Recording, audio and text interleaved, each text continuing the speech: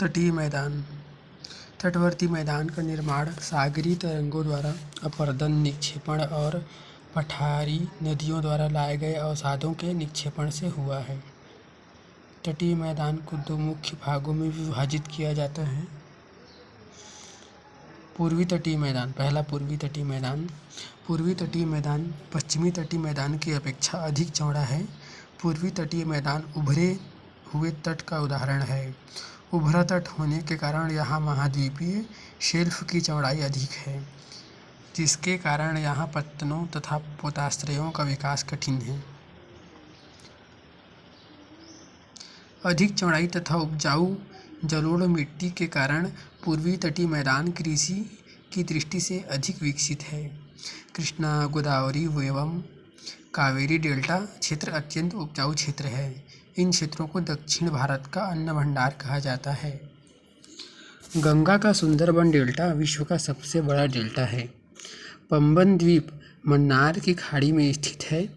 यहाँ धनुषकोडी है, जहाँ से राम सेतु के होने की बात की जाती है। पूर्वी तटीय मैदान के चौड़े होने का मुख्य कारण नदियों द्वारा डेल्टा का निर्माण है। पूर्वी तट पर स्थित लैगून झीलों में चिल्का तथा पुलिकट झील प्रमुख है।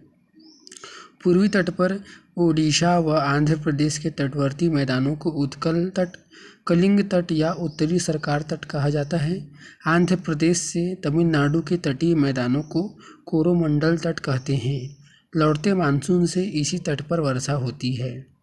पूर्वी तट में स्थित चेन्नई का मरीना पुलिन भारत का सबसे लंबा पुलिन या बीच है। पश्चिमी तटीय मैदान। जलमग्न होने के कारण पश्चिमी तट प्राकृतिक पोताश्रय के लिए अपेक्षाकृत अधिक अनुकूल है। मालाबार तट पर अनेक लैगून पाए जाते हैं, जिन्हें कयाल के नाम से जाना जाता है। इनमें वेम्बनाद तथा अष्टमुदी प्रमुख हैं। पश्चिमी तट पर गुजरात से गोवा तक तटीय मैदान कोंकण तट, गोवा से कर्नाटक में मंगलौर तक कन्नड़ तट, जबकि मंगलौर से कन्याकुमारी का तटवर्ती मैदान मालाबार तट कहलाता है। भारतीय राज्यों में गुजरात की तट रेखा सर्वाधिक लंबी है। इसके बाद आंध्र प्रदेश का स्थान आता है। भारत के 9 राज्य तट रेखा से लगे हैं: गुजरात, महाराष्ट्र, गोवा, कर्नाटक, केरल, तमिलनाडु, आंध्र प्रदेश, ओडिशा एवं पश्चिम बंगाल।